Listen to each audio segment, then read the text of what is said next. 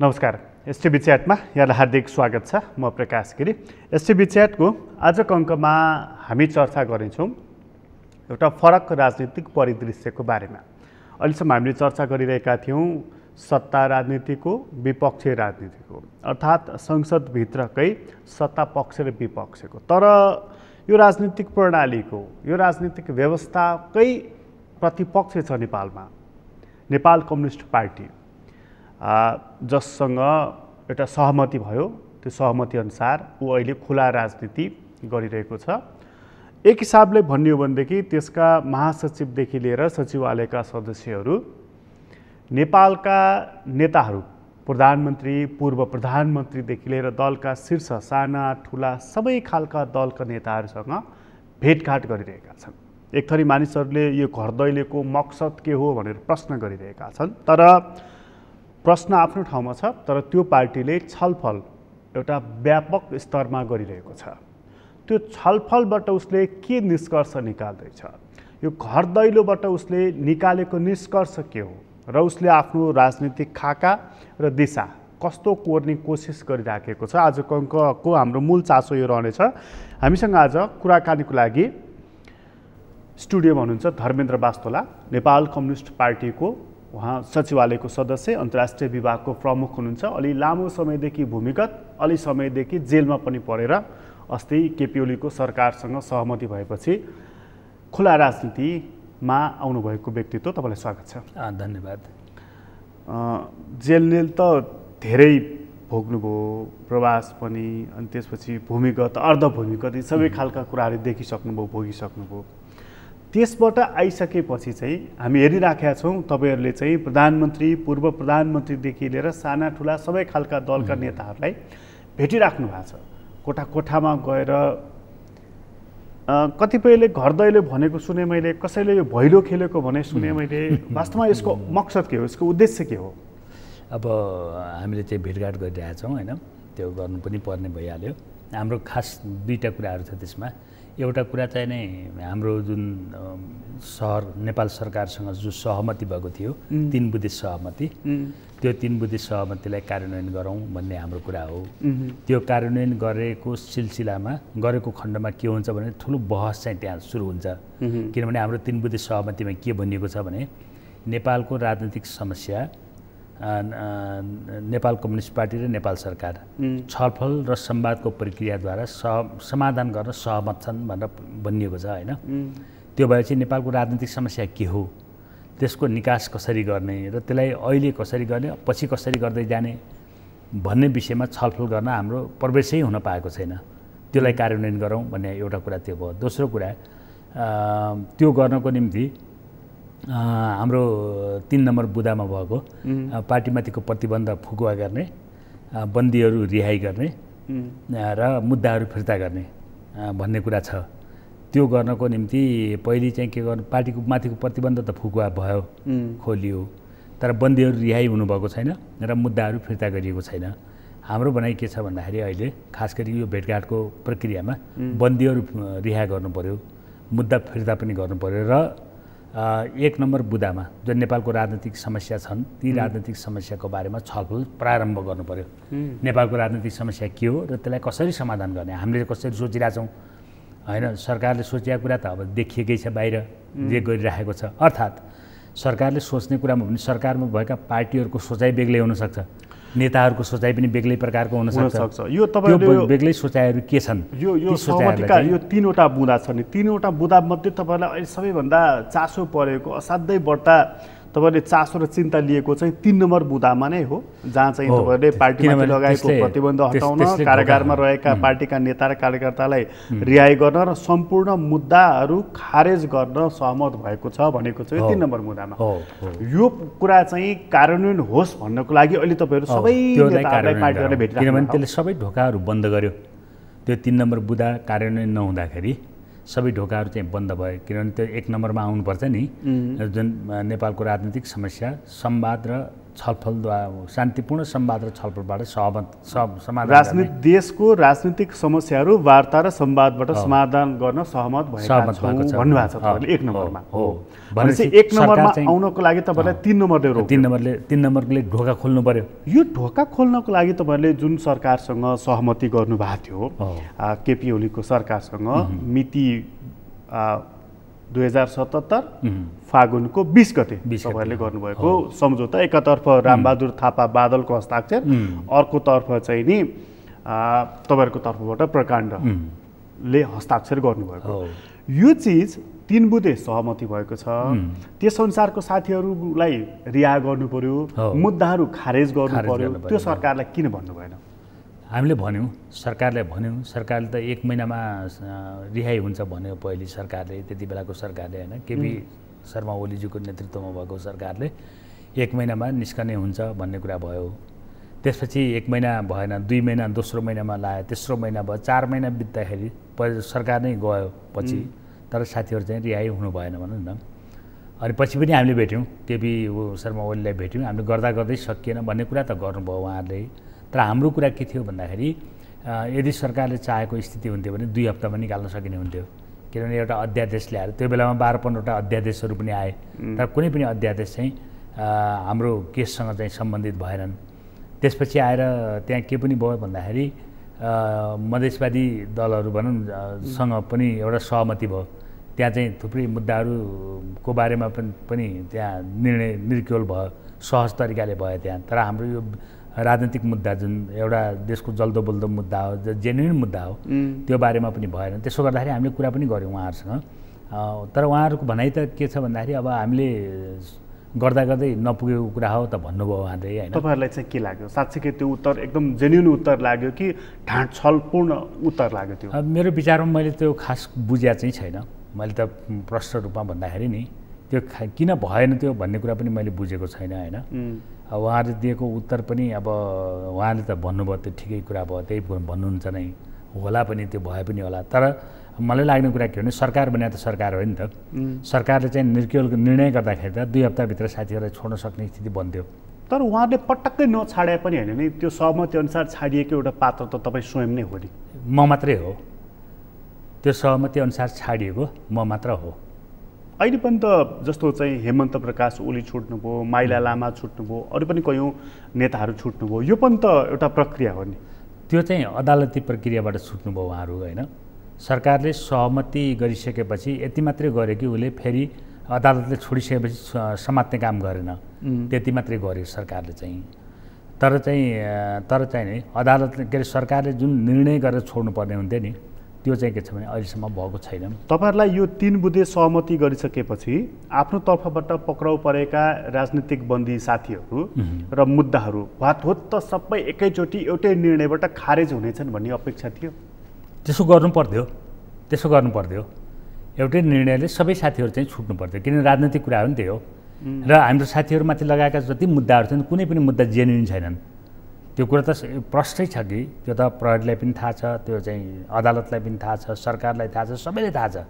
त्यो कुनै पनि मुद्दा जे मुद्दा लगाइएको छ अहिले अदालतको के अरे यो संहिता, फौजदारी संहिता या चाहिँ जो संहिताहरू जो कानुनहरू बनेका छन् त्यो कानुनहरू पल्टाएर हेर्ने हो भने कुनै पनि साथीहरू छुट्दैनन्, किनभने त्यहाँ यस्ता मुद्दाहरू लगाइएका छन् जो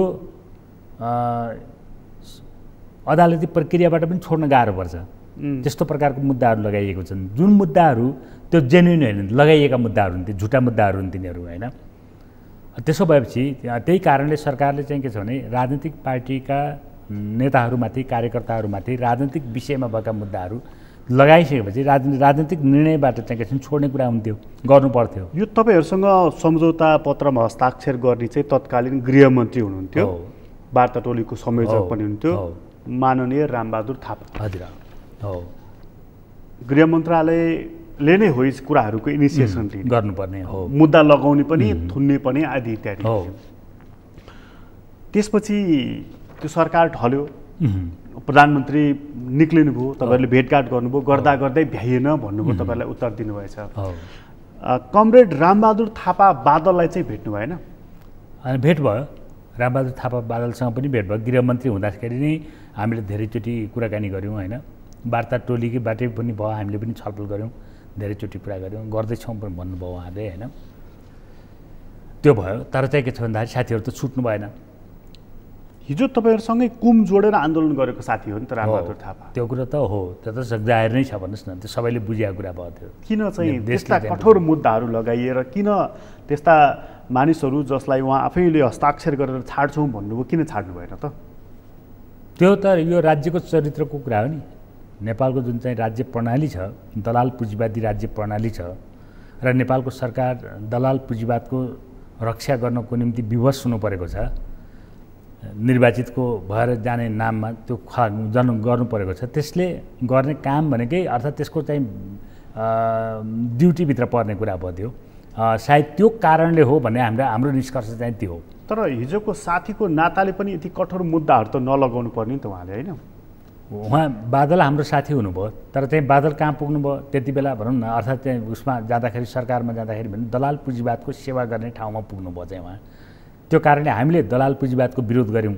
हामीले नेपाली राष्ट्रमाथि लुटखसोट जुन प्रकारले भएको छ, उत्पीडन जुन प्रकारले भएको छ, त्यो उत्पीडनको अन्त्य हुनुपर्छ र नेपाली जनताको समृद्धिको बाटो देशले अपनाउनुपर्छ। त्यो प्रकारको राजनीतिक प्रणाली चाहिँ अपनाउनुपर्छ हामीले भन्यौँ। अब उहाँले पनि त्यही भन्नुहुन्थ्यो। फेरि हामी साथै हुँदाखेरि त हामीले जनयुद्ध पनि हामी साथै बनायौँ, पार्टी बनाउँदाखेरि पनि उहाँहरू नै नेताहरू हुनुहुन्थ्यो होइन, उहाँहरू चाहिँ अगाडि हुनुहुन्थ्यो, हामी चाहिँ साथै लाग्यौँ, हामी यो गणतन्त्रसँग हामी आयौँ। तर उहाँ जुन खालको ठाउँमा पुग्नुभयो, अर्थात् उहाँ यो भनौँ संसदीय व्यवस्थामा जो पुग्नुभयो, उहाँहरू कहाँ पुग्नुभयो त भन्दा दलाल पुँजीवादको सेवा गर्ने ठाउँमा पुग्नुभयो, जसले के गर्यो त भन्दाखेरि न्याय अन्याय भन्ने कुरा, ठिक र बेठिक भन्ने कुरा, त्यो विषय टाढाको विषय बन्यो र एउटै विषय उहाँहरूको निम्ति सही के हुने भयो त भन्दाखेरि दलाल पुँजीवादको सेवा गर्नु र दलाल पुँजीवादको विरोध गर्नेहरूमाथि मुद्दा लगाएर जेलमा राख्नु या आतङ्क सिर्जना गर्नु, त्यो नै चाहिँ प्रमुख हुने कुरा भयो। त्यो त यो कारणले त्यो भयो, नत्र भने उहाँले नै अब साथीहरूलाई थुन्नुपर्छ भन्ने चाहिँ सायद हुँदैन थियो होला जस्तो लाग्छ। त्यही दलाल पुँजीवादकै सेवा गर्नेसँग चाहिँ किन सम्झौता गर्नुभयो त तपाईँहरूले? त्यो त राज्य प्रणालीको कुरा नि, हामी त व्यक्तिसँग गरे होइन, हामी त राज्यसँग सरकारसँग गरेको, सरकारसँग त हाम्रो असहमति छँदैछ। सरकारै पनि त यति डिफेन्सिभ थियो, जस्तै पटक पटक संसद विघटन गरिरहेको थियो, हिजोका आन्दोलनकारी भन्ने शक्तिहरूले यो प्रतिगमनकारी हो भनिरहेका थिए, यो स्वेच्छाचारी हो भनिरहेका थिए। त्यस्तो बखतमा तपाईँले किन उसँग हस्ताक्षर गर्नुभयो अरूलाई चकित पार्ने गरी? नै त्यो त सरकारसँग हामीले गऱ्यौँ नि त। हाम्रो लडाइँ पनि सरकारसँगै भएको कुरा थियो होइन, किनभने नेपालको सरकारले के कुराको प्रतिनिधित्व गर्छ भन्दाखेरि अहिलेको जे सिस्टम छ, अहिलेको जे व्यवस्था छ नेपालमा, त्यही व्यवस्थाको प्रतिनिधित्व गर्छ।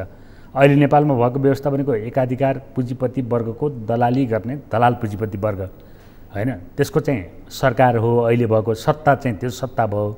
त्यो सत्ताभित्र बन्ने सरकार चाहिँ के हुन्छ भने दलाल पुँजीवादी सरकार हुन्छ। अनि हाम्रो लडाइँ चाहिँ के छ भन्दाखेरि सत्तासँगको लडाइँ हो। सत्तासँगको लडाइँ भनेको कुरा के हो भने यो सत्तालाई बदल्नुपर्छ र एउटा जनवादी सत्ता स्थापित गर्नुपर्छ। तपाईँहरूको लडाइँ भनेको चाहिँ दलाल पुँजीवादको विरुद्धमा हो तपाईँहरूको लडाइँ होइन? हाम्रो लडाइँ चाहिँ दलाल पुँजीवादको विरुद्धमा। अनि यो सत्ता दलाल पुँजीवादीको पनि दलाली गर्ने सत्ता हो भन्नुहुन्छ तपाईँ? दलाल पुँजीवादको दलाली, त्यसको रक्षा गर्ने सरकार भयो चाहिँ। त्योसँग किन सम्झौता गर्नु पर्यो? त्योसँग त लड्ने हो नि, भिड्ने हो नि, विद्रोह गर्ने हो नि। होइन त्यो त ठिकै हो, त्यो हामीले चाहिँ के छ सङ्घर्ष चाहिँ गऱ्यौँ होइन, सङ्घर्ष गर्दै गयौँ। सङ्घर्ष गर्दै गइसकेपछि एउटा यस्तो पोइन्ट आयो, तपाईँहरूको खुट्टा गल्यो होइन, एउटा यस्तो पोइन्ट आयो। कुन पोइन्ट आयो भन्दाखेरि 1 नम्बरको पोइन्ट आयो क्या। त्यो 1 नम्बरको पोइन्टमा के भन्यो भने राजनीतिक समस्याहरू वार्ता र संवादबाट समाधान गर्ने भन्ने चाहिँ पोइन्टमा आइसकेपछि नेपालका समस्या के हुन् भन्दाखेरि दलाल पुँजीवादी समस्या हो नेपालको राजनीतिक समस्या। तर तपाईँहरू त चाहिँ अर्धभूमिगत र भूमिगत अवस्थामै हुनुहुन्थ्यो। तपाईँहरूको पार्टीमाथि प्रतिबन्ध एक हिसाबले लगाएको थियो सरकारले। तपाईँहरू यो वार्ता समाधान भन्दा पनि तपाईँहरू त राज्य सत्ता नै बदल्छौँ भनेर चाहिँ नि हिँडिराख्नु भएको थियो नि। एकै रातको संवादबाट भोलिपल्ट हस्ताक्षर गर्ने भने मान्छेलाई त बडा आश्चर्य लागेको थियो। ओहो, विप्लवको समूह त राजनीतिकै रहन्छ। काठमाडौँमा टिप्पणी त्यो भइराखेको थियो। त्यस्तो काम किन गर्नु? त्यो चाहिँ अलि अतिरञ्जित प्रकारको बुझाइ भयो अर्थ होइन। हाम्रो कुरा के हो भन्दा पहिलो कुरा के हो भने कम्युनिस्टहरू भनेको राजनीतिक तरिकाले समाजको परिवर्तन गर्नुपर्छ भन्ने नै हुन्छ कम्युनिस्टको कुरा चाहिँ होइन। त्यसो भइसकेपछि हामीले पनि के भयो भन्दाखेरि लामो समयदेखि नै हामी माओवादी हुँदाखेरि त्योभन्दा पहिलेका पुष्पलालदेखि नै भन्नुहोस् न, पुष्पलालको आन्दोलनदेखि नेपालको कम्युनिस्ट आन्दोलनमा या विश्व कम्युनिस्ट आन्दोलनमा कार्ल मार्क्सदेखि नै होइन हामीले राजनैतिक तरिकाले समाजलाई बदल्नुपर्छ भन्ने हो र राजनैतिक तरिकाले नै समाज बदलिँदै आएको कुरा हो। अनि नेपालको सन्दर्भमा पनि के हो त भन्दाखेरि हामीले राजनैतिक प्रक्रियाद्वारा नै, किनभने राजनीति भनेकै प्रमुख चिज हो, त्यो गर्ने क्रममा, त्यो आन्दोलन गर्ने क्रममा बिचमा अवरोध पैदा भइसकेपछि त्यो अवरोधलाई पन्छाउनको निम्ति सङ्घर्षका विभिन्न रूपहरू आउने कुरा हुन् तिनीहरू होइन, त्यो आएको कुरा हो। तर प्रमुख कुरा त राजनीतिकै कुरा हो नि। राजनीतिकै कुरा हुँदाखेरि पनि तपाईँहरूमाथि प्रतिबन्ध यही सरकारले लगायो। ठिक, गृहमन्त्री बादलजी नै हुनुहुन्थ्यो। तपाईँहरूले पछि सम्झौता गरेको पनि गृहमन्त्री बादलजी नै हुनुहुन्थ्यो, वार्ता टोलीको संयोजक पनि उहाँ नै हुनुहुन्थ्यो। तपाईँहरूको मनमा यस्तो इमोसनल हुनुभयो कि ओहो यत्रो कम्युनिस्ट जनमत छ, यत्रो कम्युनिस्ट पार्टीको करिब 2/3 मतको सरकार छ, यही बेला हो हामी कम्युनिस्ट भाइ भाइ मिलौँ भन्ने त्यस्तो इमोसनल हुनुभयो? त्यो होइन। कुरा के हो भन्दाखेरि नेपाल सरकारले नेपालको राजनीतिक समस्या शान्तिपूर्ण छलफल र बहसद्वारा समाधान गर्ने भन्ने कुरामा सहमत भएपछि हामीले खोजेको बाटो त त्यही हो नि त। हामीले खोजेको बाटो त के हो भन्दाखेरि नेपाल सरकारले शान्तिपूर्ण विधि अपनाएको थिएन होइन, पार्टीमाथि प्रतिबन्ध लगायो, धरपकड गर्ने कुरा गर्यो, कति ठाउँमा चाहिँ के छ अब हत्या गर्ने कामहरू पनि गर्यो होइन। हाम्रो जस्तो कुमार पौडेलमाथि हत्या भयो, अरू साथीहरूमाथि चाहिँ हत्या भयो, हत्या गर्ने काम पनि गर्यो। तर सरकारले के भन्यो त भन्दाखेरि होइन हामी राजनीतिक तरिकाले नेपालको समस्या, नेपालका राजनीतिक समस्याहरू समाधान गर्छौँ भनेपछि हामीले चाहिँ त सहमति गर्ने कुरा आयो र हामीले गऱ्यौँ। कुरा त त्यो हो नि त। त्यस कारणले हाम्रो चाहिँ सरकारले जुन कुरा बोल्यो कि राजनीतिक ढङ्गबाटै यसको डिल गर्छौँ भनेर तपाईँलाई पत्यार लाग्यो। पत्याउनु त पऱ्यो नि, राज्यले बोलेपछि त पत्याउनु पऱ्यो नि त। अघिल्लोचोटि पनि त सोमप्रसाद पाण्डेलाई संयोजक तोकेर वार्ता गर्नको लागि सरकारले 6 महिनाको अवधि दियो, तपाईँहरू संवादको प्रक्रियामै आउनु भएन। यसपटक त यस्तो भयो कि तपाईँहरूको कुरा भित्र मिलिसकेको थियो, त्यसपछि देख्नको लागि बाहिर औपचारिक एउटा कमिटी गठन गरियो। योसँग टिप्पणीहरू भयो होइन? त्यो हतारो चाहिँ तपाईँहरूलाई किन भयो? सोमप्रसाद पाण्डेको नेतृत्वमा वार्ता टोली बनाएपछि विभिन्न चरणका वार्ताहरू भए, त्यसको क्लाइमेक्स चाहिँ के छ भने अहिलेको हो यो। त्यति बेला एक राउन्ड अब हामीले अनौपचारिक रूपमा थाहा पाएको कपिलवस्तुतर्फ तपाईँले सामान्य संवाद गर्नुभयो, छलफलहरू भए। यसपटक चाहिँ त एकै रातमा चाहिँ यो होइन, एक रात भएन, कति सोमप्रसाद पाण्डेकै नेतृत्वमा बनाएकै पनि 2 वर्ष कति हुन थालिसक्यो नि त होइन। करिब 6 महिनापछि पार्टीमाथि प्रतिबन्ध लगाएको करिब 6 महिना पछाडि वार्ता गर्ने भनेर टोली बनायो सरकारले होइन। अनि वार्ता त चल्दै गइरहेको थियो, छलफल त चल्दै गइरहेको थियो, अनौपचारिक रूपमा औपचारिक रूपमा छलफलहरू चल्दै गएको थिए, बिचबिचमा विभिन्न तरिकाले छलफलहरू चलेका थिए। त्यसको क्लाइमेक्सको रूपमा भन्नुहोस् न, त्यसको क्लाइमेक्सको रूपमा यो 3 बुँदे 21 गते हामीले चाहिँ बाहिर सार्वजनिक गऱ्यौँ। यो 3 बुँदे सम्झौता जुन भएको छ नि, यो 3 बुँदे सम्झौतामा चाहिँ राजनीतिक कुरा कहीँ पनि छैन। सबै राजनीतिक कुरा हो त्यो, राजनीतिक कुरा कहीँ छैन भन्ने कुरै होइन नि। मतलब तपाईँको पहिलो बुँदामै हेर्नुहोस्, नेपालको राजनीतिक समस्या वार्ता र संवादबाट समाधान गर्ने भने त पुरै राजनीतिक विषय नै आइहाल्यो नि त्यसमा। यो त भेग कुरा पनि, यो त होइन भेग त भेगै त हुन्छ त। सबै कुराहरू त कहाँ त्यो त राजनीतिक टेबलमा बसेपछि आउँछ नि सबै कुराहरू। मुख्य कुरा चाहिँ त्यही हो होइन। मुख्य कुरा के हो त भन्दाखेरि नेपालमा जो राजनीतिक समस्या छन्, नेपालमा दलाल पुँजीवादको समस्या छ, सामन्तवादको समस्या छ, समाजवादमा जाने कुराहरू छ, समाजवाद उन्मुख भन्ने संविधान छ, त्यो कार्यान्वयन भएको छैन, त्यसको ठाउँमा चाहिँ राष्ट्रिय पुँजीको विकास भएको छैन, भ्रष्टाचारहरू चाहिँ के छैन भइरहेछन्। कारण छ नि त्यसका पछाडि। सरकार के भन्छ, म भ्रष्टाचार गर्दिनँ, भ्रष्टाचार सहन्न भन्छ, तर भ्रष्टाचार चाहिँ के छैन भइरहेका हुन्छन्। भनेपछि यी सबै राजनीतिक मुद्दा 1 नम्बरमा आउनको लागि तपाईँहरूलाई 3 नम्बरको मुद्दाले रोकिराखेको छ। अहिलेसम्म ढोका बन्द चाहिँ 3 नम्बरले गरेको छ। त्यसैदेखि 3 नम्बरको मुद्दा भनेका तपाईँहरूका साथीहरू नछोडिन्जेलसम्म राजनीतिक समस्याको समाधानको लागि वार्ता संवाद टेबल केही पनि हुने छैन। हुने छैन हामीले भनेका छैनौँ। त्यसले सरकारले पनि चाहिँ के छैन गरौँ त भनेर भनिरहेको छैन। किनभने सरकारको पनि पहिलो त कुरा के हुने भने जेलमा साथीहरू राखेर वार्ताको कुरा त कसरी हुने पर उसले तपाईँलाई शङ्का पनि गरिराखेका छन्। साथीहरू छुटाउने, त्यसपछि चाहिँ नि भूमिगत हुने अथवा सङ्गठन निर्माण गर्नको लागि बाटो छोडेर हिँड्ने यो अवस्थामा हुनुहुन्छ साथीहरू भनेर पनि त शङ्का गरिराख्या होला। होइन, हामी त कमिटेड छौँ नि। त्यो 2 नम्बर बुँदामा छ नि, नेपाल कम्युनिस्ट पार्टीले आफ्ना राजनीतिक गतिविधि शान्तिपूर्ण तरिकाले सञ्चालन गर्ने कुरामा सहमत भएको छ भन्ने छ नि, हामी त्यसमा त कमिटेड छौँ, हामीले त्यसमा शङ्का गर्नुपर्ने कुरा चाहिँ छैन। अब त्यसबेदेखि बम बन्दुक केही पड्किँदैन नेपालमा, त्यो कुरा त सरकारको कुरा हो। सरकार यो त तपाईँहरूको कमिटमेन्टको कुरा हो नि। त्यही त हाम्रो कमिटमेन्ट त हामी चाहिँ कमिटेड नै छौँ, हामी कमिटेड नै छौँ। हामी चाहिँ शान्तिपूर्ण तरिकाले हिजो पनि हामी कमिटेड नै छौँ होइन, अहिले पनि छौँ, भोलि पनि हामी रहन्छौँ।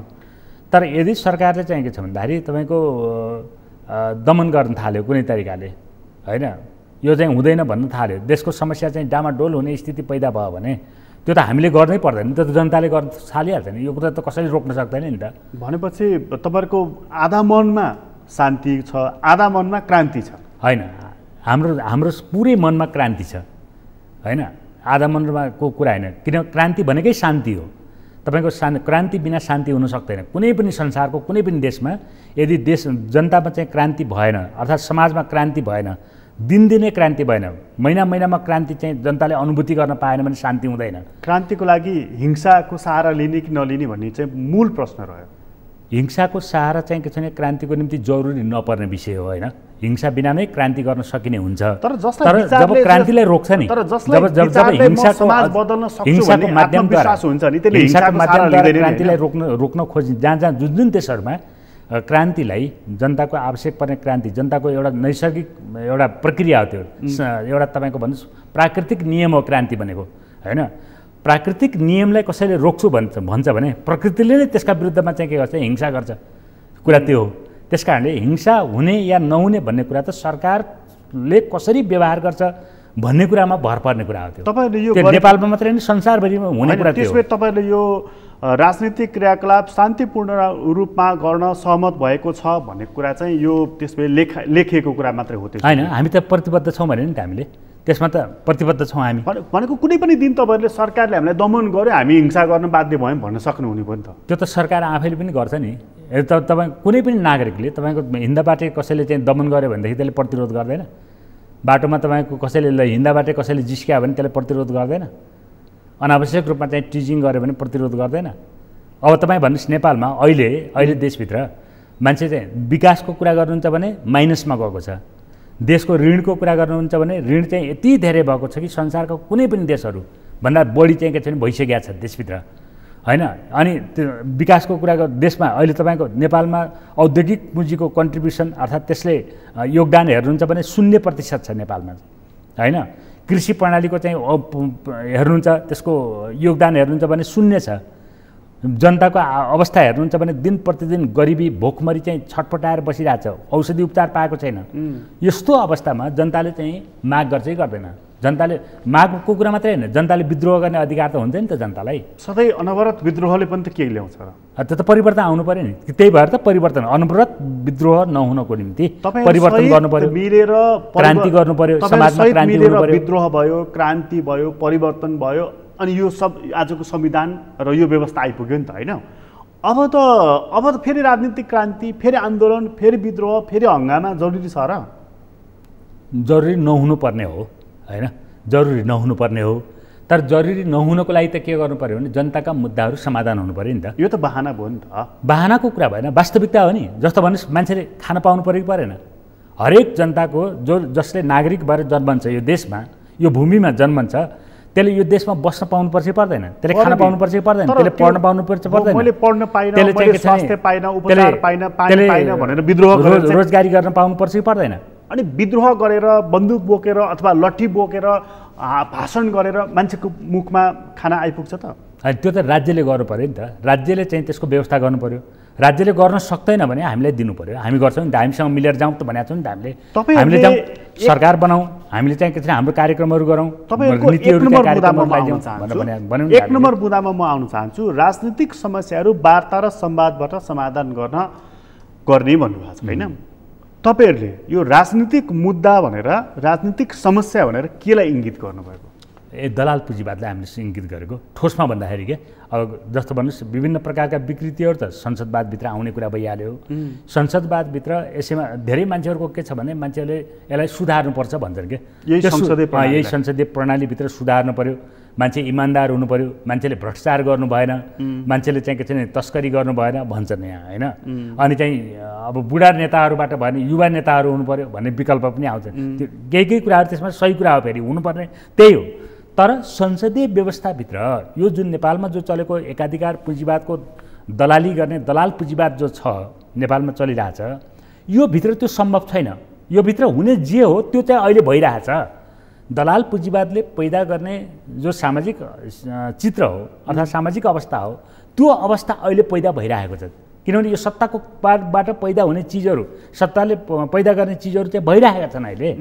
योबाट अर्को चाहिँ हुन सक्दैन। त्यस कारण यदि अर्को गर्ने हो भने सामाजिक गतिशीलता ल्याउने हो भने होइन, राजनीतिक स्थिरता ल्याउने हो भने, शान्ति ल्याउने हो देशमा र प्रगति ल्याउने हो भने के हुनु पर्यो भन्दाखेरि यो व्यवस्था बदलिनु पर्यो, अर्को व्यवस्था आउनु पर्यो। यसको कुन व्यवस्था आउनु पर्यो? वैज्ञानिक समाजवाद आउनु पर्यो। त्यो भनेको के हो? त्यो भनेको त्यही हो। वैज्ञानिक समाजवाद भनेको यस्तो समस्याहरू हामीले भन्यौँ नि त्यसको समाधान गर्ने, जनताको सहभागितामा, जनताको हातमा राज्य प्रणाली भएको, सत्ता भएको, दलाल पुँजीवादको हातमा सत्ता नभएको। वैज्ञानिक समाजवाद हुँदा चाहिँ के हुन्छ? यो अहिलेका समस्या सबै समाधान हुन्छन्। वैज्ञानिक समाजवादसँग जादु छ? जादु भन्नाले जादु भनेको जनताको तागत हो होइन, जनताको चाहिँ के छ भने श्रम हो। त्यो श्रमलाई राष्ट्रमा चाहिँ जोड्दाखेरि त्यसले हल गर्ने हुन्छ। त्योसँग जादु त तपाईँले भने जस्तो जादु नै हुन्छ त्यो भन्नुहोस् न। वैज्ञानिक समाजवादले चाहिँ यो समाजमा प्रगति गर्छ, परिवर्तन गर्छ र यी भ्रष्टाचार, अनियमितता, अराजकता हटेर जान्छन् भन्ने कुराको तपाईँसँग ब्लुप्रिन्ट छ? त्यो त हामीले गरेर हेरौँ न कसरी जान्छ। हामीले अन्तर्राष्ट्रिय क्षेत्रमा हेर्ने इतिहासमा हेर्नुहुन्छ भने तमाम पाइन्छ। इतिहास छोडिदिनुहोस्, इतिहासमा हेर्नुभयो तपाईँले, विश्वमा हेर्नुभयो भने तपाईँहरूको हाम्रोमा हेर्ने भने हामी हेरौँ न त, यहाँ हेरौँ कसरी भन्नुहोस् त मलाई अलिकति बताइदिनु। यहाँ हेरौँ न हामीले र वैज्ञानिक समाजवाद स्थापना गरेर हेरौँ त एकचोटि, एक वर्ष हेरौँ त। एक वर्षभित्र हाम्रो देशको गरिबी उन्मूलन हुन्छ। कसरी एक वर्षभित्र रोजगारी चाहिँ के छ प्राप्त गर्ने स्थितिमा हामी तयार गर्न सक्छौँ यो देशभित्र। वैज्ञानिक समाजवाद हुँदाखेरि राज्यको संरचना कस्तो हुन्छ? संरचनाको कुरा हामी गरौँला होइन। त्यो कुराहरू चाहिँ के छ भने हाम्रो हुन्छ त्यहाँ चाहिँ प्रतिस्पर्धात्मक हुन्छ होइन। त्यहाँ चाहिँ के हुन्छ भने स्वच्छ प्रकारको चाहिँ क्षमतावान व्यक्तिहरूको केन्द्रीकरण हुन्छ। त्यहाँ चाहिँ कुनै दलाल पुँजीवादको प्रवेश हुँदैन, दलाल पुँजीपतिहरूको प्रवेश हुँदैन। त्यहाँ स्वच्छ प्रकारको चाहिँ के छ भने राजनीतिक कर्मीहरूको चाहिँ के छ भने हुन्छ। त्यो कसैले कसैबाट प्रभाव पर्नुपर्ने स्थिति हुँदैन। केवल जनताको चाहिँ हित गर्ने सोच्ने चाहिँ के छ भने संसद हुन्छ त्यो बेलामा, अर्थात् भन्नुहोस् जनप्रतिनिधि सभा हुन्छ। त्यो प्रकारको हुन्छ। न्याय प्रणाली चाहिँ महँगो हुँदैन, जनताप्रति उत्तरदायी न्याय प्रणाली हुन्छ। सेवा सुरक्षा संयन्त्र चाहिँ के छन् जनताप्रति उत्तरदायी सुरक्षा संयन्त्र हुन्छ। त्यसमा अहिलेका यी प्रणालीहरू, अहिलेको संसद, अहिलेको न्याय प्रणाली, अहिलेको सेना, यी चाहिँ के खारेज हुन्छन्? यो रूपान्तरित हुन्छन्। मान्छे खारेज भन्नाले त तपाईँको रूपान्तरित हुन्छन्। त्यो रूपान्तरित भने चाहिँ त्यो रूपान्तरित 63 पछि चाहिँ सेनाको, न्यायालयको, संसदको आमूल परिवर्तन, लोकतान्त्रिकरण जुन त्यसको चाहिँ रेभोल्युसनाइज हुन्छ, त्यो क्रान्तिकृत हुन्छ, त्यो क्रान्तिकरण हुन्छ। त्यसमा त्यही चिज नै हुने भयो भनौँ। त्यहाँ क्रान्ति हुन्छ एउटा मनोवैज्ञानिक हिसाबले, राजनैतिक हिसाबले, संरचनागत हिसाबले त्यहाँ एउटा क्रान्ति हुन्छ। क्रान्ति भनेको अलिक बुझ्ने भाषामा भन्नुहोस् त। क्रान्ति भनेको परिवर्तन हो होइन। क्रान्ति भनेको तपाईँ बुझ्दाखेरि क्रान्ति भनेको के हो भने परिवर्तन। तपाईँलाई म एउटा उदाहरण दिन्छु है। जस्तो अहिले नेपालको प्रति व्यक्ति आय कति छ भन्दाखेरि अन्तर्राष्ट्रिय मापदण्ड अनुसार $1000 प्रति व्यक्ति। एउटा व्यक्तिले एक वर्षमा $1000 कमाउँछ। कति घन्टा काम गरेर कमाउँछ भन्दाखेरि अन्तर्राष्ट्रिय मापदण्ड अनुसार 8 घन्टा काम गरेर $1000 कमाउँछ होइन प्रति व्यक्तिले एक। अब त्यसमा चाहिँ 2000 बनाउनु भयो भने त्यो एउटा क्रान्ति हो। किनभने 1000 को ठाउँमा 2000 भयो नि, एउटा ठुलो 100% परिवर्तन भयो। त्यो 2000 बनाउनु पर्यो भने के भयो? क्रान्ति भयो। अब यदि तपाईँले 8 घन्टा काम गरेर 2000 बनाउनु छ भने त कति घन्टा काम गर्नु पर्यो? मैले सरल कुरा गर्न खोजेँ भाइ, बुझ्दैछु हैन? तपाईले बुझ्न ठिक छ, सरल हुन्छ। कति घन्टा काम गर्नु? 16 घन्टा काम 16 घन्टा गर्नु पर्यो हैन? 16 घन्टा गरेपछि $2000 हुनु पर्यो। यदि हामीले $4000 बनाउनु पर्यो भने कति घन्टा काम गर्नु? 32 घन्टा काम गर्नु पर्यो।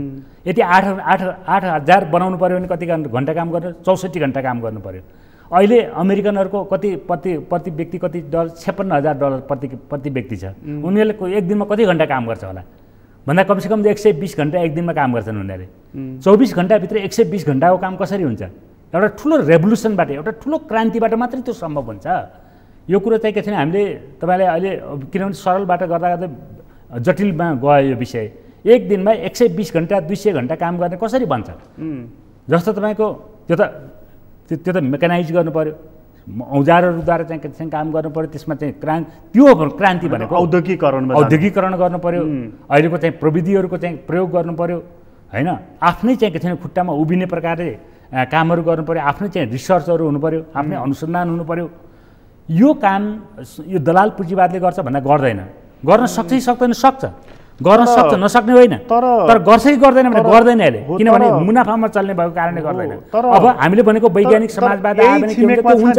तर यही छिमेकमा भुटान जुन छ नि, त्यसको प्रति व्यक्ति आय $6000 छ। त्यहाँ राजा पनि छन्, त्यहाँ एउटा एक किसिमको परम्परागत मोडलको संसद पनि छ, प्रधानमन्त्री सिस्टम छ। कसरी सम्भव भयो त? त्यो त बनाइदिएको कारणले सम्भव भयो। कसले? भारतले बनाइदिएको कारणले। तपाईँले प्रश्न भन्दाखेरि भारतले बनाइदिएको कारणले सम्भव भयो त्यो होइन।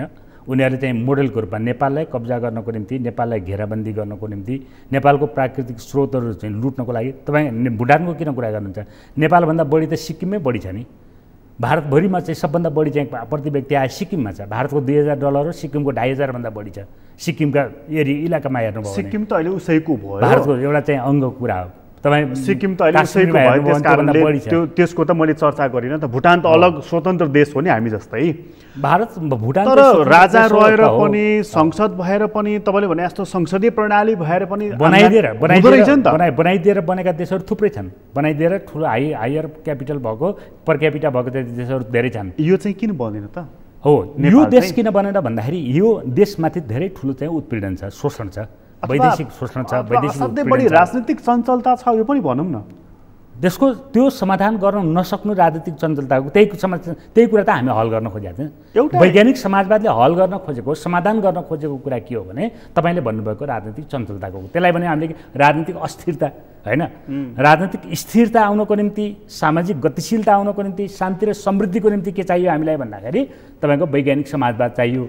दलाल पुँजीवादले के ल्यायो? तपाईँले भनेको चञ्चलता ल्यायो, त्यसलाई हामीले राजनीतिक अस्थिरता भन्यौँ होइन। त्यो चञ्चलता जो भन्नुभयो नि, त्यो भनेको राजनीतिक अस्थिरता दलाल पुँजीवादले चाहिँ त्यो ल्यायो। किन? त्यसको पछाडिका कारणहरू छन्। त्यहीबाट मात्रै उसले उत्पीडन गर्न सक्छ, शोषण गर्न सक्छ, यहाँको चाहिँ उद्योग धन्दाहरूलाई नष्ट गर्न सक्छ, यहाँका जनताको श्रमबाट पैदा भएको सम्पत्तिलाई लुटखसोट गर्न सक्छ होइन, लुटपाट गर्न सक्छ। हिजो तपाईँहरू सबै राजनीतिक कर्मीहरूले, राजनीतिक पार्टीहरूले चाहिँ यो सामन्ती व्यवस्था हो, यो व्यवस्था ठिक छैन, प्रजातन्त्र, लोकतन्त्र, गणतन्त्रैसम्म पनि चाहिन्छ भनेको तपाईँहरूले चाहिँ थारे हात लगाएर गाली गरेको त पञ्चायत थियो नि त। तर त्यही पञ्चायतले होइन, तपाईँले अघि भन्दै गरेका उद्योगदेखि, छाला जुत्तादेखि लिएर चाहिँ कपडादेखि लिएर चाहिँ नि कागज कारखाना, सिमेन्ट कारखानासम्म खडा गर्ने, त्यो पञ्चायत जति पनि त भएन नि। यो भएन, त्यो कुरो त सही कुरा हो, त्यति पनि भएन। त्यही भएर त हामीले यसलाई चाहिँ फाल्नुपर्छ भनिरहेको छौँ नि त। यो दलाल पुँजीवादले पञ्चायत जस्तो एउटा चाहिँ निरङ्कुश व्यवस्थाले स्थापना गरेका उद्योगहरू पनि त्यसलाई पनि फालिदियो अहिले त। झन् दलाल पुँजीवादले चाहिँ के छ त्यो गर्यो भनेपछि यो त के भयो भने पञ्चायतभन्दा अझ निरङ्कुश भयो क्या। तपाईँहरूले पञ्चायत फालेर ल्याउनु खोजे त गणतन्त्रै थियो नि त, त्यो त आइसक्यो नि त। नै गणतन्त्रले मात्रै भएन नि त, जनताको गणतन्त्र हुनु पर्यो, जनताको हातमा हुनु पर्यो राज्य प्रणाली। हिजो पञ्चायतको हातमा, हिजो राजाको हातमा चाहिँ के छ नि शासन व्यवस्था थियो। अहिले के भयो त भने राजाको ठाउँमा पुग्न नपाएका जो सामन्तहरू थिए, बुर्जुवाहरू थिए नि होइन, दलालहरू थिए, तिनीहरूको हातमा चाहिँ शासन प्रणाली गयो होइन। जसले के गरेको छ भन्दाखेरि अहिले राजाको ठाउँ लिएको छ र त्यसले हिजोको भन्दा बढी निरङ्कुश तरिकाले बाहिर बोल्नेको निम्ति त छुट भयो। जस्तो हिजो पञ्चायतमा हामी यत्तिकै कुरा गर्न सक्दैनथ्यौँ, यति हुने बित्तिकै यहाँ आएर चाहिँ गिरफ्तार गरिहाल्ने या हत्या गरिहाल्ने, मान्छेलाई दम्पच पारिहाल्ने त्यो खालको स्थिति बन्थ्यो। हामीले गणतन्त्र ल्याएपछि यति बोल्न पाउने स्थिति त भयो, तर जनताको हातमा शासन व्यवस्था चाहिँ गएन। उद्योग स्थापना हुने कुरा, राष्ट्रिय पुँजीको विकास हुने कुरा, कुनै पनि एउटा राष्ट्रिय पुँजीपति वर्गले स्वाभिमानपूर्ण तरिका म नेपाली हुँ भनेर टाउको उठाउन सक्ने, प्रतिस्पर्धा गर्ने ठाउँ भएन नेपालमा अहिले। मात्रै के भयो त भने दलालहरूले चाहिँ तपाईँको लुटपाट गर्ने, भागेर हिँड्ने, चोरी गर्ने यस्तो खालको चाहिँ बन्यो होइन। स्वाभिमानपूर्ण तरिकाले म नेपालको एउटा उद्योगपति हुँ, मेरो देशमा चाहिँ के छैन यो प्रकारको मैले गरेको छु, यसमा मेरो कन्ट्रिब्युसन अन्तर्राष्ट्रिय बजारमा चाहिँ मेरो यति छ भनेर भन्न सक्ने स्थिति भएन। हामीले बनाउन खोजेको के हो भने स्वाभिमान उद्योगपति होस्, स्वाभिमान जनता होस्, समृद्ध जनता होस्, राष्ट्र चाहिँ समृद्ध होस् र हरेक नागरिक चाहिँ समृद्ध हुने स्थिति होस्। तपाईँको भाषामा चाहिँ राष्ट्रिय पुँजीपतिको हो, दलालको हो? राष्ट्रिय अब यो बारेमा त तपाईँसँग लामो छलफल गर्नुपर्छ, यति यही टेलिभिजनमा त के होला होइन। हामीले धेरै लेखहरू पनि लेखेका छौँ, तर पनि छोटोमा कुरा गर्दाखेरि राष्ट्रिय पुँजीपति भनेको देशमा जनताको जीवनस्तर उठाउने गरिकन औद्योगिकरण गर्ने र सम्पत्तिको रक्षा गर्ने र त्यसले बाहिर प्रतिस्पर्धा गर्ने, विश्व बजारमा चाहिँ प्रतिस्पर्धा गर्ने क्षमता निर्माण गर्ने, त्यो पुँजीपति चाहिँ राष्ट्रिय पुँजीपति हुन्छ। दलाल पुँजीपति चाहिँ? दलाल पुँजीपति भनेको नेपालका प्राकृतिक सम्पदादेखि लिएर जनताको श्रमबाट चाहिँ शोषण गरेर विदेशी उत्पादनलाई चाहिँ देशभित्र बिक्री गर्ने, नेपाली श्रमलाई चाहिँ विदेशमा पठाउने, त्योबाट आएको पैसा चाहिँ फेरि चाहिँ त्यही विदेशी सामानबाट लुटेर चाहिँ लगाएर विदेशमा लगेर राख्ने, देशलाई कङ्गाल बनाउने, यो चाहिँ व्यवस्था भनेको चाहिँ दलाल पुँजीवाद भने त्यो हो। अहिलेको हाम्रो परिभाषामा, विश्व परिभाषामा चाहिँ नेपालका एक मात्रै बिलिनियर भनेका विनोद चौधरी छन्। विश्वभरि उनको चेन छ, नाम पनि भयो, नेपालकै नाम पनि उज्जवल बनाइरहेका छन्। तपाईँहरूको भाषामा उनी राष्ट्रिय पुँजीपति हुन् कि दलाल पुँजीपति हुन्? उनी चाहिँ नेपाली भए, नेपाली उद्योगपति पनि भए, तर उनले चाहिँ म नेपाली भनेर नेपालको चाहिँ उद्योगपति भन्न सक्छन्, तर उनले जो प्रयोग गरेको चाहिँ पुँजी छ त्यो पुँजी चाहिँ राष्ट्रिय पुँजी चाहिँ होइन, दलाल पुँजी हो। साम्राज्यवादी पुँजी जसले चाहिँ नेपालमा उत्पीडन गर्नको निम्ति आएको छ, जसले नेपाललाई कङ्गाल बनाएको छ, त्यो पुँजीको प्रयोगद्वारा र त्यसैको प्रमोसनद्वारा उनले आफूलाई त्यहाँ गरेका छन्। त्यस कारणले उनको चाहिँ त्यो पुँजीको प्रयोग चाहिँ राष्ट्रिय पुँजीभित्र पर्दैन। त्यसभएदेखि चाहिँ नि तपाईँहरूले भनेको वैज्ञानिक समाजवाद आयो भने चाहिँ नेपाल लगभग नर्थ कोरिया जस्तो हुने रहेछ होइन, अरूसँगको सम्बन्ध पनि नहुने रहेछ। त्यो कुरा चाहिँ सही कुरा होइन, त्यो कुरा सही होइन। त्यो तपाईँले जस्तो भनौँ न, अहिले बाहिर पत्रिकाहरूले अर्थात् तपाईँ टेलिभिजनले अर्थात् बुद्धिजीवीको एउटा सर्कलले एउटा चाहिँ के छ नि, अब तपाईँको भन्नुहोस् कस्तो खालको सर्कल भन्दाखेरि त्यो समाजवाद भने केही नबुझिया सर्कलले नर्थ कोरिया उत्तर कोरिया भनेर देखाउँछ नि। उत्तर कोरियाका आफ्नो व्यवस्था के छन् त्यो हामी बुझ्छौँ, त्यो कुरा चीनका के छन् हामी बुझ्छौँ, तर त्यो कुरा चाहिँ सही कुरा होइन। हामीले भने जस्तो माओ सेतुङले के भन्नुभएको थियो होइन, निक्सनसँग भेट्दाखेरि हो, तर तपाईँ यहाँ सुन्नुहोस् पहिले एकछिन तपाईँ भन्नुहोस् है, तपाईँले बुझ्नु भएको छैन त्यो कुरा चाहिँ। माओ सेतुङले के भन्नुभयो भने चीन संसारको निम्ति खुला समाज हो, चीन समाजवाद संसारको निम्ति चाहिँ खुला समाज हो, तर तपाईँहरूले हाम्रा ढोकाहरू बन्द गरिदिनु भएको छ भनेर निक्सनसँग चाहिँ माओले कुरा गर्नुभयो। जबकि निक्सन चाहिँ के छ, आफै निक्सन भनेको अमेरिकाको राष्ट्रपति हुनुहुन्थ्यो, उहाँ चाहिँ भेट्नको निम्ति चीनमा जानुभयो, बेजिङ जानुभयो होइन, निक्सन जानुभयो। र माओले के भन्नुभयो त, हाम्रो चीन संसारको निम्ति सबैभन्दा खुला समाज हो, तपाईँले सारा ढोका बन्द गरेर तपाईँले गरिदिनु भयो भन्नुभयो उहाँले चाहिँ। तर अमेरिकाले त्यो चाहिँ खुला त गरेन। अहिले उत्तर कोरियामा त्यही हालत बनाइएको छ, तर हामी त फेरि नयाँ तरिकाले गर्दैछौँ। हामीले वैज्ञानिक समाजवाद भनेको संसारको त्यो उदाहरण हाम्रो सन्दर्भमा कहाँनिर फिट हुन्छ? त्यो हामीले सुरु गरेपछि आउँछ त्यो उदाहरण, नभइकन के को उदाहरण आउँछ?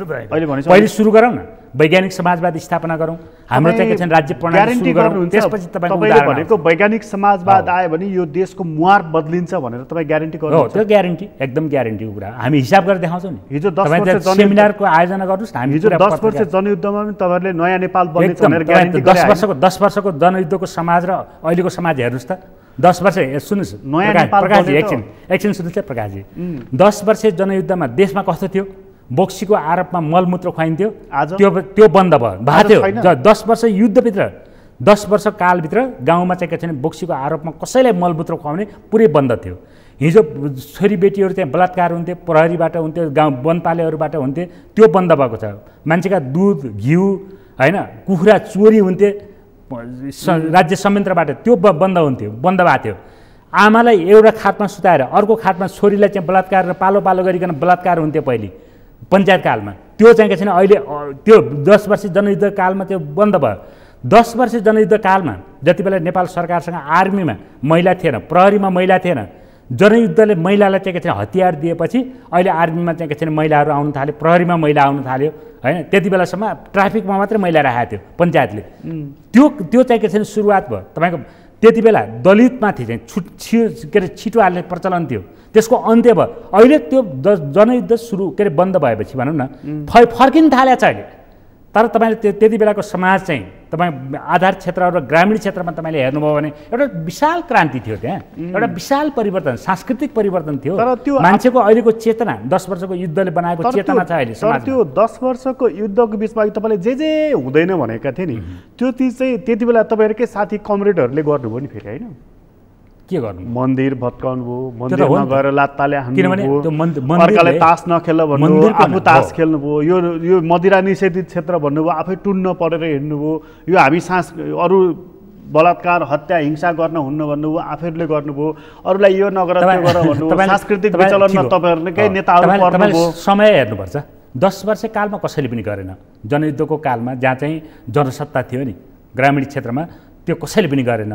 जब त्यो ग्रामीण सत्ता बिग्रियो र त्यसको ठाउँमा चाहिँ पुरानो पुँजीवादी सत्ता गयो त्यसपछि त्यो फर्केर आयो हैन। जुवा तास खेल्ने जसले बन्द गरेको थियो त्यो पनि फर्केर आयो। रक्सी जुवा के अरे रक्सीबाजी गर्नु हुँदैन भन्ने थियो त्यो पनि फर्केर आयो। चेलीबेटी बेचबिखन चाहिँ बन्द भएको थियो अहिले त्यो फर्केर आयो। तपाईँको यो संसदीय प्रणाली आएपछि ती सबै फर्केर आए। ती विकृतिहरू तपाईँको दाबी चाहिँ रह्यो होइन। यसमा मेरा प्रतितर्कहरू पनि थुप्रै छन्। तपाईँलाई र मलाई हाम्रो दर्शकहरूले नि हेरिराख्नु भएको छ। सबका आफ्ना आफ्ना पीडा पनि छन्, अनुभव पनि छन्। यसमा धेरै लामो चाहिँ कुरा गर्न सकिन्छ किनभने 10 वर्ष जनयुद्धमा राम राज्य थिएन। हेर्नुहोस् तपाईँहरूले लिएको ठाउँमा पनि थिएन भएको। तपाईँको हेर्नुहोस् प्रकाशजी होइन, तपाईँको मार्फत चाहिँ के छ देशभरिको जनताले सुन्नु भएको छ, दर्शकहरूले सुन्नु भएको छ। 10 वर्षको जनयुद्ध हुँदैन थियो भने मधेसमा अहिले जुन स्वाभिमानका साथ म नेपाली हुँ भनेर भन्थे मधेसले भन्छ अहिले, त्यो सम्भव थिएन। त्यो त्यति बेला सम्भव थिएन।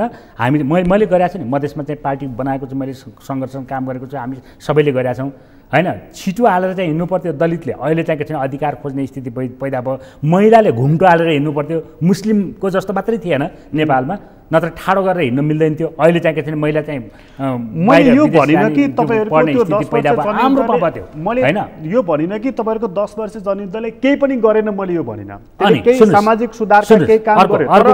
त्यो स्वयं पनि त विकृतिको घर बनिराखेको थियो नि। त्यो विकृतिको घर भत्काएकै थियो। जब तपाईँले भन्नुभयो नि मन्दिर भत्काएको कुरा गर्नुभयो होइन, मान्छेहरू चाहिँ भागेको कुरा, जहाँ जहाँ विकृति थिए ती विकृतिहरू भत्काएको कुरा हो होइन। हामीले गएर पशुपति त भत्काएन नि त होइन, कृष्ण मन्दिर भत्काएको त होइन नि। हामीले गएर चाहिँ तपाईँको अछामको चाहिँ पञ्चदेवल भत्काएको त होइन नि।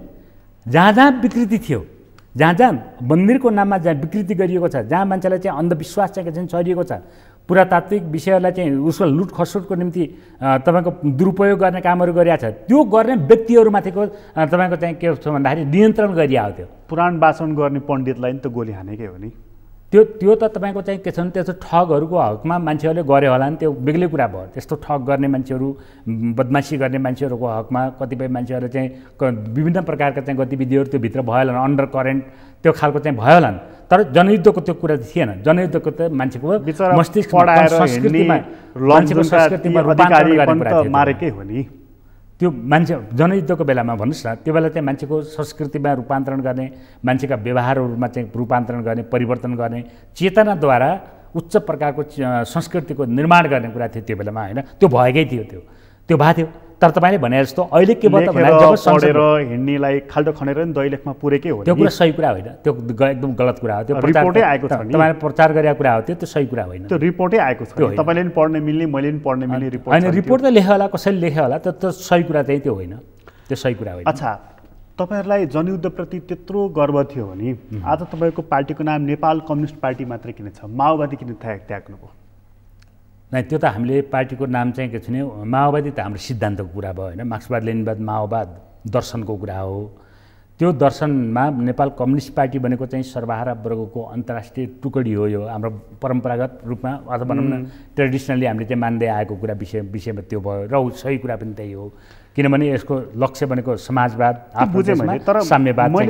माओवादी भनेर चाहिँ किन त्याग्नुभयो तपाईँहरूले? त्यसो गर्दाखेरि माओवादी भनेर भनिराख्नु पर्दैन, किनभने सिद्धान्त त्यो 10 वर्षसम्म पर्यो, तपाईँहरूले छाड्नुभयो, बाबुरामजीले कम्युनिस्ट पार्टी नै छाड्नुभयो, तपाईँहरूले चाहिँ पार्टीको नामै त्याग्नुभयो। यो किन? तपाईँहरू सबैलाई काउसो भारै छ, माओवादी भन्ने चाहिँ काउसो भारै छ? नै, होइन, त्यो होइन। हाम्रो सिद्धान्त मार्क्सवाद लेनिनवाद माओवाद नै हो नि अहिले पनि। मार्क्सवाद लेनिनवाद माओवाद बुझेँ, व्याख्या गर्दाखेरि थुप्रै हुने भयो कि, तर तपाईँहरूको पार्टीको नाम चाहिँ नेपाल कम्युनिस्ट पार्टी मात्रै हो नि त आज। नेपाल कम्युनिस्ट पार्टी भनेपछि माओवादी भनिराख्नु पर्दैन, किनभने जसले माओवाद भन्नु मिलेन त्यो चाहिँ के छ भने नेपाल कम्युनिस्ट पार्टी हुन सक्दैन। होइन, नेपाल कम्युनिस्ट पार्टी हुन सक्छ। होइन, नेपाल कम्युनिस्ट पार्टी त केपी ओलीको पार्टी पनि नेपाल कम्युनिस्ट पार्टी, उहाँहरू माओवादी होइन नि? होइन, उहाँहरू चाहिँ माओवादी नहुन सक्नुहुन्छ। होइन, हुँदै होइन नि। चित्रबहादुर केसीहरू पनि त माओवादी होइन, उहाँहरूले माओ विचारधारा भन्नुहुन्छ होइन। तर चाहिँ के छ उहाँले नारायणमान बिजुक्छेहरू पनि त होइन, उहाँहरूले चाहिँ माओवादी विचारधारा भन्नुहुन्छ। त्यसैले भनेको मैले तपाईँहरूलाई यो माओवादी चाहिँ किन काउसो भयो?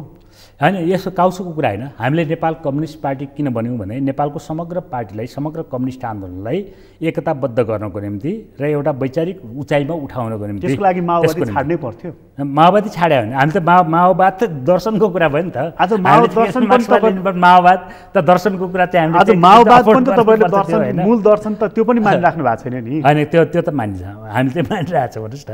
अहिले पनि तपाईँहरू माओ विचार अनुसारै चलिराख्नु भएको छ?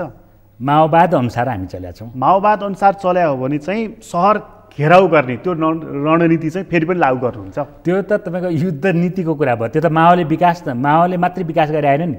त्यो त तपाईँको कहिले भन्दाखेरि 17औं शताब्दी, मेरो ख्यालमा 18औं शताब्दीमा स्पेनमा विकास भएको नीति हो त्यो। रणनीति के भन्छ त्यसलाई, युद्ध नीति हो त्यो, जो दीर्घकालीन जनयुद्ध भनेर माओले भन्नुभयो नि। त्यसको जग भनेको जति बेला फ्रान्सको इम्पेरर राज्य क्रान्ति होइन, फ्रान्सको राज्य क्रान्ति होइन, फ्रान्सको चाहिँ इम्पेरर भनौँ त्यति बेलाको के अरे तिनको नाम मैले आएन अहिले दिमागमा। तिनले चाहिँ के थियो भने स्पेन, जर्मन सबै चाहिँ के थियो भने कब्जा गरिसकेपछि स्पेनको चाहिँ के थियो भने जनताले त्यसका विरुद्ध गरेको सङ्घर्ष को एउटा चाहिँ विकसित रूप माओले चाहिँ संश्लेषण गरेर दीर्घकालीन जनयुद्ध भन्नुभयो होइन। त्यो तपाईहरु त्यो चाहिँ के छ नि त्यहाँबाट आएको कुरा हो। त्यो नीति तपाईहरुले त्याग्नुहुन्छ कि लिनुभयो त? अब त्यो नीति त्यागेर लिने भन्ने कुरा हैन, त्यो त आवश्यकता अनुसार संसारका सबै मानिसहरू प्रयोग गर्ने कुरा हो नि। त्यो भनेपछि माओ विचार चाहिँ त्यागेर गर्ने भन्ने कुरा हैन। भनेपछि अहिले पनि सिद्धान्त त तपाईहरु अहिले पनि माओवादी नै हो? हो, हामी चाहिँ माओवादी हो। र माओवाद बिना कुनै पनि समाज अगाडि, माओवाद भने चाहिँ लड्ने कुरा मात्रै होइन नि। माओवाद भने त के हो, उत्पीडनका विरुद्ध सङ्घर्ष गरेर नयाँ प्रकारको समाज कसरी निर्माण गर्ने, नयाँ समाजमा कसरी निरन्तर अगाडि बढिराख्ने भन्ने कुरा हो माओवाद भनेको। तपाईहरुको वैज्ञानिक समाजवादमा बहुलवादको स्वतन्त्रता हुन्छ कि हुँदैन? हुन्छ। बहुलवाद भन्नाले प्रतिस्पर्धात्मक हुन्छ। बहुलवाद भनेको अहिलेको जस्तो यो बुर्जुवा बहुलवाद एनार्किजम चाहिँ त्यहाँ हुँदैन होइन। तर स्वस्थ प्रकारको प्रतिस्पर्धा, विचारको प्रतिस्पर्धा, दृष्टिकोणको प्रतिस्पर्धा, आदर्शको प्रतिस्पर्धा त हुन्छ त्यसमा। यो सब चिज चाहिँ जनमत सङ्ग्रहबाट प्राप्त गर्छौँ भनेर तपाईँहरू भन्नुहुन्छ, यो कस्तो आदर्शक परिकल्पना हो यो? जनमत सङ्ग्रह चाहिँ होइन, त्यो प्रकारको व्यवस्था ल्याउनको निम्ति जनमत सङ्ग्रह गरौँ भन्ने हो हाम्रो। जनमत सङ्ग्रहबाट वैज्ञानिक समाजवाद आएको मलाई एउटा उदाहरण दिनु न। त्यो त हामीले गरौँ न, अनि उदाहरण बन्छ नि त। नभएपछि त कहाँबाट? हामीले गरेपछि त्यो उदाहरण बन्छ। तपाईँ अहिले हामीले गऱ्यौँ नेपालमा भने तपाईँ जस्तो पत्रकारले अमेरिकामा नेपालमा चाहिँ उदाहरण रहेछ, यहाँ पनि गर्नु पर्यो भन्छ, त्यहाँ बेलायतमा पनि त्यही भन्छन्। अहिले यही जनमत सङ्ग्रह मार्फत वैज्ञानिक समाजवाद ल्याउनको लागि, वातावरण बनाउनको लागि भनेर प्रचण्डदेखि लिएर चाहिँ केपीओलीसम्मलाई भेट्दै हिँड्नु भएको हो। एकदम त्यो चाहिँ हो। हामीले त्यही कुरा त अहिले गरिसकेका छैनौँ होइन। प्रचण्डजीको कोठामा गएपछि एउटा तस्बिर देख्नुभयो होला नि, दायाँ साइडमा बुद्धको सुनौलो रङको मूर्ति, देब्रे साइडमा तस्बिर बुद्धकै। त्यसपछि चाहिँ यो लडाइँ, यो झगडा, यो भूमिगत अर्धभूमिगत, यो वैज्ञानिक समाजवाद, यहाँ त्यहाँ फगत बेकारका कुरा हुन्, मूल कुरा शान्ति रहेछ भन्ने कुरा त दिमागमा आयो होला नि तपाईँहरूलाई? त्यो त प्रचण्डजीको कुरा भयो होइन, प्रचण्डजीसँग गर्नुलाई त्यो विषयको कुरा। तपाईँ त्यो छेउमै बसेर त हेरिरहेको मैले तस्बिर मैले हेर्दाखेरि कुरा के हो भने प्रचण्डजी पनि चयनमा हुनुहुन्न, केपी शर्मा ओली पनि चयनमा हुनुहुन्न, मलाई लाग्छ शेरबहादुरजी पनि चयनमा हुनुहुन्न, सबै संसदवादी नेताहरू चाहिँ चयनमा हुनुहुन्न। यो संसदीय प्रणालीबाट यो देश अगाडि बढ्छ भन्ने कुरामा कसैलाई विश्वास छैन होइन। विकल्प उहाँहरूले खोजिराख्नु भएको छ। त्यसमा चाहिँ के छ भने हामीले जो प्रस्ताव अगाडि सारेका छौँ त्यो प्रस्तावले उहाँहरूलाई पनि त्यसले एउटा मुक्ति चाहिँ दिन्छ, त्यो चयनबाट मुक्ति दिने स्थिति चाहिँ भन्छ भन्नुहोस् न। जनमत सङ्ग्रहबाट वैज्ञानिक समाजवादमा तपाईँले नाम लिएका यी पार्टीहरू नेताहरू पनि आउनुहुन्छ भन्ने लाग्यो? एकदम आउनुपर्छ, आउनै पर्छ। किनभने उहाँहरू सबै भन्नुहोस् न, सबै पार्टीहरू समाजवाद उन्मुख भनेर त संविधानमै लेखिसक्नु भएको छ, तर समाजवादको सिङपुच्छर कता हो भन्ने थाहा पाउनु भएको छैन होइन।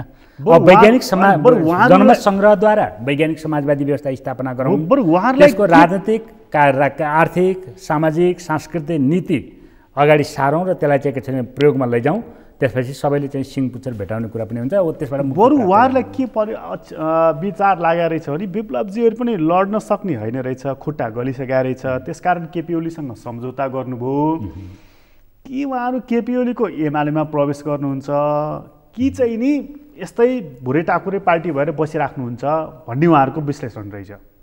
त्यो त के विश्लेषण हामीलाई थाहा छैन होइन। तर हाम्रो कुरा के छ भन्नुहुन्छ भने नेपालमा एउटा बृहत कम्युनिस्ट एकता हामीले गर्नुपर्छ। त्योभित्र केपी पनि पर्नुहुन्छ, प्रचण्ड पनि पर्नुहुन्छ, सिपी मैनाली पनि पर्नुहुन्छ, मोहन विक्रम पनि पर्नुहुन्छ, नारायणमान विजुक्से पनि पर्नुहुन्छ। तर त्यो एकता अहिलेको चाहिँ संसदवादी दलाल पुँजीवादी एजेन्डामा हुँदैन, नयाँ प्रकारको एजेन्डामा हुनसक्छ। त्यो एजेन्डा बनाएको के हो भने वैज्ञानिक समाजवाद हो। तपाईँहरूले जनमत सङ्ग्रह भनिरहँदाखेरि चाहिँ राप्रपाले पनि यही कुरा भनेको छ। अस्ति सुनिहाल्नु होला रविन्द्र मिश्रजी जो वैकल्पिक राजनीति गर्छु भन्दै हुनुहुन्थ्यो, बरु हिजो राजै ठिक भन्ने उहाँको पनि धारणा आइसकेको छ। कुन जन्म सङ्ग्रह हो अब? त्यो त अब पछाडि फर्कने कुरा भयो होइन। जब मान्छे भिडमा जान्छ नि, किन मलाई लाग्छ रविन्द्र मिश्रजीले के चाहिँ थाहा पाउनुभयो होला भने सुरुमा राजनीतिमा प्रवेश गर्ने बेला उहाँले देशमा म चाहिँ धेरै ठुलो गर्छु भन्ने ठान्नु भएको थियो होइन। तर उहाँले अब यो बिचमा चाहिँ बुझ्दै आइसकेपछि उहाँले यो दलाल पुँजीवादभित्र सम्भव छैन भन्ने देख्नुभयो। भिडमा पुगे भन्ने ठान्नुभयो उहाँले। भिडमा गइसकेपछि बाटो नपाएपछि फर्कने पछाडि नै हुन्छ। त्यसो भए चाहिँ राजतन्त्र भन्न मैले त धेरै हेरेको छैन त्यो बारेमा होइन। तपाईँले भनेपछि तपाईँकोमा टिप्पणी गर्दाखेरि अर्थात् भनौँ त्यसैमा कुरा गर्दाखेरि त्यो कुरा होला। त्यो सामान्य अर्डिनरी मान्छेको कुरा हो त्यो। तर उहाँले चाहिँ जनमत सङ्ग्रहको जो विषय कुरा गर्नुभएको छ र जुन चाहनाको कुरा छ त्यो ठिकै छ। एउटा वैकल्पिक बन्नुपर्छ भन्ने त्यो चाहना चाहिँ राम्रो कुरा भयो। तर त्यो कुरा चाहिँ कति बेला पुरा हुन्छ र कति बेला अग्रगामी हुन्छ भने वैज्ञानिक समाजवादी व्यवस्था स्थापना गर्नको निम्ति गर्नुभयो भने त्यो अग्रगामी हुन्छ।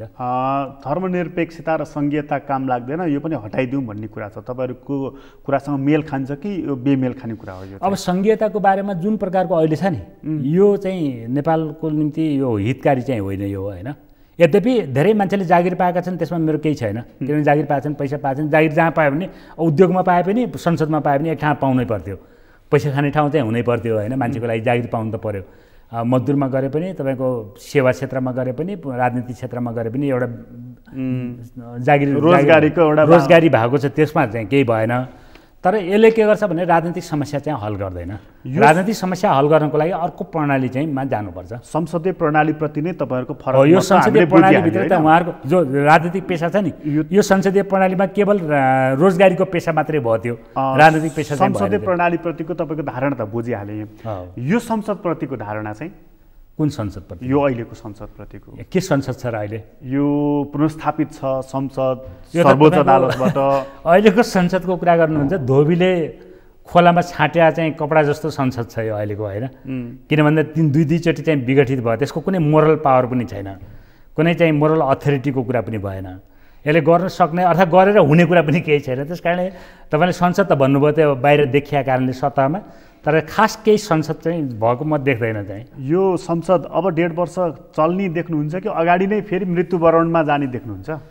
अब त्यो के हुन्छ भन्न सकिँदैन। धेरै सम्भावनाहरू चाहिँ छन्। किन अलरेडी भने अगाडि नै के भनियो त भन्दाखेरि अर्थात् भन्नु के तथ्य हो त भने यसको कुनै मोरल भनेपछि यो स्वाभाविक एउटा नैतिक बल भएको कुनै छैन यसमा। केही पनि छैन भन्नुहोस् न। प्राण पनि छैन होइन। प्राण नभएको संसद भइसकेपछि यो चल्छ या चल्दैन भन्ने कुरा, यसको कतिन्जेल चल्छ भन्ने कुरा त यसको कुनै ठेगान छैन। सतहमा खुब चर्चामा छ एमसीसी। तपाईँहरू त खुबै विरोध गरिराख्नु भएको छ। यो त हुँदैन, साम्राज्यवादीहरूले दिएको पैसै लिनुहुन्न भन्दै हुनुहुन्छ तपाईँहरू।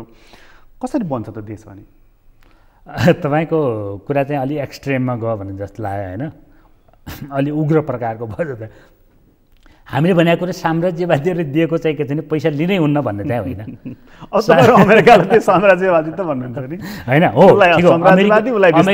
अमेरिकी सरकारको नीति भनेको साम्राज्यवादी नीति छ। अमेरिकी पुँजीको नीति भन्नुहोस् न। एकाधिकार पुँजीवादी वर्गको नीति चाहिँ साम्राज्यवादी नीति छ। त्यो भइहाल्यो। तर हामीले अमेरिकाले दिएको पैसा लिनुहुन्न हामीले भने होइन। हामीले भनेको कुरा के हो भने अमेरिकी पैसा लुट खसोट गर्ने तरिकाले देशलाई परिबन्धमा पार्ने गरिकन के अरे यो तपाईँको क्षेत्रीय इन्स्टेबिलिटी भनौँ न, अस्थिरता पैदा गर्ने गरिकन जनता मानव नेपाली समाजको प्रगति र कोलाई भ्यासेक्टोमी गर्ने भन्छ नि। भ्यासेक्टोमी गऱ्यो भने के बच्चा जन्मिँदैन नि? नियोजन भनौँ न। त्यो नियोजन गर्ने गरिकन त्यसलाई भ्यासेक्टोमाइज गर्ने गरिकन यसरी गर्नु हुँदैन। त्यो अमेरिकी सरकारले पनि सोच्नुपर्छ यो विषयलाई, गम्भीर तरिकाले सोच्नुपर्छ। अमेरिकाले पैसा दिनुपर्छ, ठिक छ। हाम्रो देशले हामी ब्याज तिराउला नि त पैसा दिँदाखेरि। पैसा हामीलाई चाहिन्छ देशको विकास गर्नको लागि, यहाँको संरचनाहरू निर्माण गर्नको लागि हामीलाई पैसा चाहिन्छ। त्यो पैसा लिउँ, तर ब्याज दिन्छौँ, हामी तिर्छौँ नि त पैसा। त्यो तरिकाले गरौँ न हामीले। यहाँको सारा प्राकृतिक सम्पदा लुट्ने गरिकन, त्यो माथि बन्देज गर्ने गरिकन, सबै जनताको हातखुट्टा बाँध्ने गरिकन त्यसरी किन गर्ने? त्यसो गर्दा अमेरिकालाई के फाइदा हुन्छ? अमेरिकालाई त फाइदा त हुँदैन नि त्यसले। यो एमसीसी चाहिँ पासै गर्नुहुन्न भन्ने तपाईँहरूको मत हो कि संशोधनसहित पासै गर्नुहुन्न भन्ने हो? यो खारेज गर्नुपर्छ भन्ने हो। यसलाई खारेज गर्नुपर्छ। यसको ठाउँमा जो पैसा आउनुपर्ने हो अर्थात् लिनुपर्छ राज्यले, हामी पैसा भुक्तानी पनि दिउँला, हामीले ब्याज पनि तिरौँला। जेन्युनली मद्दत गर्नु पर्यो नि सरकारले। अमेरिका भनेको विकसित देश हो। विकसित देशले एमसीसी लिँदाखेरि चाहिँ नि के हाम्रो क्षेत्रीय सन्तुलनमै खलबलिन्छ भन्ने तपाईँहरूको भनाइ? हो त्यो चाहिँ त्यो हो। त्यसको बारेमा धेरै विश्लेषण नगरौँ अहिले, अर्थात् त्यो नगराउनु र पऱ्यो पनि गरौँला पनि केही छैन होइन। यसले एउटा नेपालीको प्रगतिलाई चाहिँ भ्यासेक्टोमाइज गर्छ, नियोजन गर्छ, परिवार नियोजन गर्छ। त्यसले चाहिँ प्रगति चाहिँ जन्मिँदैन त्यहाँबाट होइन। नेपाली जनताको प्रगति जन्मिँदैन, कसैको जन्मन्छ, कुनै एकाधिकार पुँजीपतिको प्रगति जन्मन्छ तर नेपालीको जन्मदैन होइन। दोस्रो, यसले चाहिँ के छ नेपालमा स्थिरता पनि दिँदैन र क्षेत्रीय स्थिरतामा पनि यसले चाहिँ के छ खलबल पुर्याउँछ। मलाई के लाग्छ भने यो एमसिसी आउँदाखेरि डेन्जर के छ भने अफगानिस्तान बन्ने डेन्जर छ नेपालमा चाहिँ, खतरा चाहिँ के छ त्यो देख्छु मैले चाहिँ, मेरो विश्लेषणको कुरा गर्नुहुन्छ भने। त्यो नलिँदा चाहिँ नेपालको क्रेडिबिलिटी के हुन्छ? राम्रो हुन्छ, एकदम उच्च प्रकारको हुन्छ। यदि नेपालले अहिले खारेज गर्यो भने, नेपाल सरकारले, शेरबहादुर देउबाजी अहिले सरकारमा हुनुहुन्छ, उहाँले तुरुन्त खारेज गर्नुभयो भने उहाँको क्रेडिबिलिटी धेरै माथि हुन्छ। खारेज गर्नुभयो भने अमेरिकासँगको सम्बन्ध, हिजो हामीले नै हात जोडेर देऊ बाबा देऊ भने प्रोजेक्ट हो नि होइन। अमेरिकाको सम्बन्ध हातै जोडेको कसले के गर्यो त्यो त बेग्लै कुरा भयो। यदि चाहिँ के छ भने कसैले जसले आँट गर्छ नि, जस्तो हिजो केपी शर्मा ओलीले नेपालको नक्सा बनाउँदाखेरि उहाँको क्रेडिबिलिटी राम्रै भयो नि त। त्यो भयो भएन त्यो बेग्लै भयो। 60 वर्षदेखि तपाईँको चाहिँ चलेको मुद्दा हो, उहाँले चाहिँ ल्याउनु भयो, त्यो राम्रो भयो नि त त्यसले। त्यस्तै यदि शेरबहादुर देउबाजीले यो चाहिँ के छ भने एमसिसी खारेज गर्नुभयो भनेदेखि अमेरिकाको सम्बन्ध पनि प्रगाढ बन्छ। अमेरिकाले पनि के ठान्छ भने नेपालमा चाहिँ सच्चा मित्रहरू पैदा भएछन्, दलालहरू रहन्छन् भन्ने चाहिँ अमेरिकी सरकारले ठान्छ। मलाई लाग्छ जो बाइडेनले भोलिपल्टै बधाई दिनुहुन्छ उहाँलाई। यो गठबन्धनले पास गर्ने नीति लियो भने तपाईँहरूको सम्बन्ध यो गठबन्धनसँग चाहिँ कस्तो हुन्छ? हाम्रो त आलोचना हुन्छ, त्यो कुरो त प्रश्न छ। हामी चाहिँ त्यसको विरुद्धमा छौँ होइन, हामीले आलोचना गरेका छौँ। यो चाहिँ सहमत हुँदैन, यसले देशमा स्थिरता पनि ल्याउँदैन, शान्ति पनि हुँदैन। म चाहिँ सरकारलाई मैले भन्ने कुरा, हाम्रो पार्टीको तर्फबाट भन्ने कुरा खारेज हुनुपर्छ, हाम्रो आलोचना हुन्छ, त्यो हाम्रो सहमति चाहिँ हुँदैन, नेपाली जनताको सहमति हुँदैन। एकै वाक्यमा भन्नुपर्दा चाहिँ एमसिसी चाहिँ खारेज हुनुपर्छ, पुरै 100% खारेज हुनुपर्छ। संसदीय व्यवस्था पनि त्यसै गरी खारेज हुनुपर्छ जस्तो एमसिसी हुन्छ भन्नुभएको। माने त्यो त बेग्लै विषय भयो, एमसिसी र संसद एउटै त होइन त्यो होइन। तर संसदीय व्यवस्था त खारेज हुनैपर्छ, त्यो वैज्ञानिक समाजवाद त आउनैपर्छ चाहिँ। यो तपाईँले किन एमसिसी र संसदलाई उस्तै बनाउनु भयो? त्यो त तपाईँको मूल्याङ्कन सही हो है, तपाईँको ठाउँबाट हेर्दाखेरि तपाईँको वैज्ञानिक समाजवादी भने अब यो भर्सेलैमै किनभने पत्रकारहरूले ठिक तरिकाले जजमेन्ट गर्छ भन्ने कुराको अभिव्यक्ति आउँछ।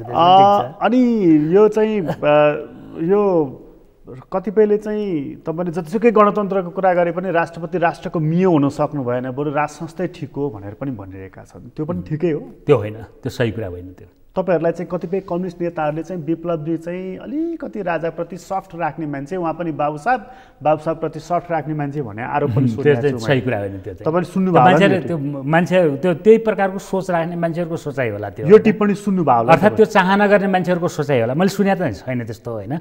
तर चाहिँ के छ भने त्यो जो मान्छेले त्यो चाहना गर्छ नि, मान्छेका त विविध चाहना हुन्छन्, विविध चाहना गर्ने मान्छेले विविध तरिकाले सोच्छ र उसले त्यही प्रकारको प्रचार गर्छ, त्यस्तो होला।